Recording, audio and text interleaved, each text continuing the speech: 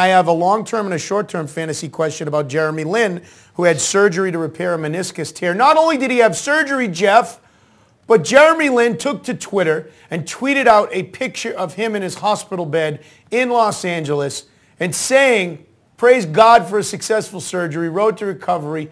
Let's go. Much love to the fans for your support and kind words." What do you think about that?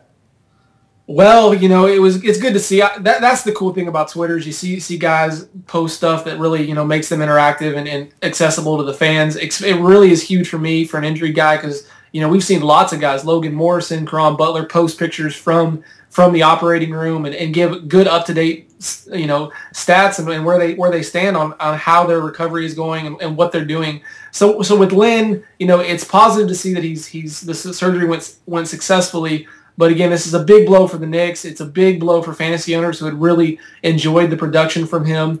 But, they said it was a chronic tear, which my assumption means that it was something that wasn't a one specific incident. He didn't really twist the knee and suffer an acute tear, but more something from a gradual wear down, a gradual breakdown of the meniscus.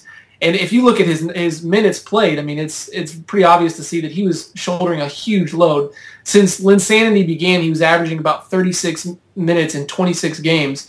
And in the 22 minutes before Linsanity, he played a total of 55 minutes. So, that's a total of 55 minutes. And so you can see that, he was asked to do a whole lot, and that could have contributed to what happened with him. So let me ask you about the fantasy impact of Jeremy Lin. I imagine both these questions are the same. It's sort of the long term where the point of the NBA season is at right now. But like a lot of athletes, Tim Tebow and others, Jeremy Lin went from 0 to 60 right away in a fantasy perspective. I guess the question you have to rationalize is, what is he?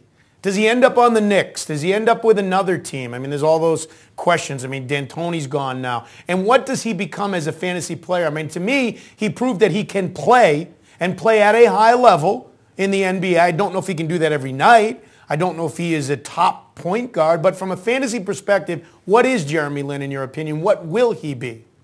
I think he's a second-tier point guard from fantasy-wise. His numbers put him in the top 10 in points and assists during his stretch where he was starting.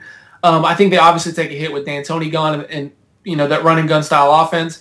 It'll be interesting to see what the Knicks do in the offense because that's really going to in the offseason because that's going to ultimately decide what happens with him. They've got some pieces that they could potentially move.